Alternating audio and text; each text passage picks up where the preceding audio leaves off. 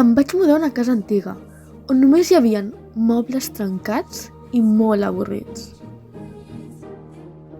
Els meus pares ni tan sols tenien temps de jugar amb mi, estaven treballant. Finestres avorrides, quadres avorrits i més llibres avorrits.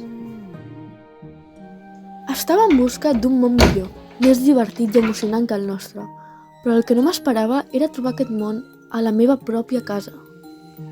Mama, papa, benvinguda, Coraline. Tenim Botons? Coraline, oi que t'agrada estar aquí? T'agradaria quedar-te per sempre? Henry Selick ens porta una història plena d'imaginació extraordinària on Coraline haurà de passar 1000 aventures.